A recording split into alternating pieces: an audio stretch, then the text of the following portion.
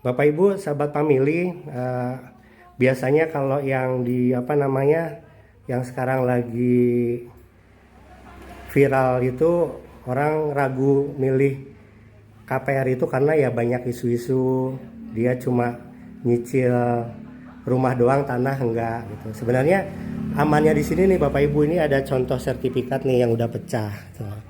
Jadi sertifikatnya itu kita udah pecah kalau ini masih hak guna bangun karena memang atas nama developer gitu loh. Ini atas nama developer PT Bangun Family Sejahtera. Nah nanti 1 tahun dari akad itu udah ganti nama, pamanya ke Mas Nasrul itu atau ke Mbak Fatma, itu nanti di sini ada klausulnya, nanti Mbak Fatma nanti di sini ya yang guna bangun dicoret sama notaris jadi hak milik gitu. Terus yang kedua amannya di sini nih Kong, yang terakhir nih. Nih itu udah pecah sertifikat tuh. Jadi udah per blok per 60 meter persegi tuh. Jadi nggak gelondongan aja gitu. Jadi ini contoh fotokopian di sini tuh.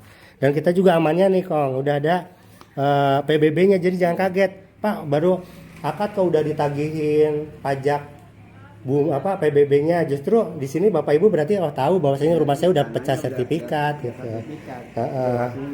Betul Kong. Jadi sebenarnya, dan kita juga ini ya SPR-nya ini bukti apa namanya di ACC dari bank itu. Dari kalau dulu itu cicilannya 1.280.000-an. Ini harga tuh yang naik terus. Kalau dulu kan itu harga masih 168, sekarang udah 186 gitu. Jadi sebenarnya kalau nggak cepet-cepet ya harga naik terus, bisa jadi 200 gitu kalau nggak cepet-cepet gitu.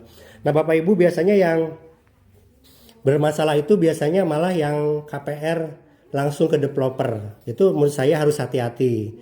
Kenapa? Karena biasanya kita nggak tahu si tanah itu apakah statusnya udah dipecah sertifikat atau masih bahkan masih disekolahin ke bank buat minjem buat bangun. Itu sekarang itu kan banyak Pak, saya itu ada perumahan embel-embel syariah nggak pakai bank, tapi ternyata sertifikatnya bermasalah. Itu biasanya karena sertifikatnya disekolahin ke bank gitu. Nah biasanya juga atau yang apa namanya yang kapling-kapling tanah itu harus hati-hati menurut saya. Kapling-kapling tanah itu biasanya beberapa yang punyanya itu dia beli tanah, lalu tanah sertifikatnya itu disekolahin ke bank gitu loh.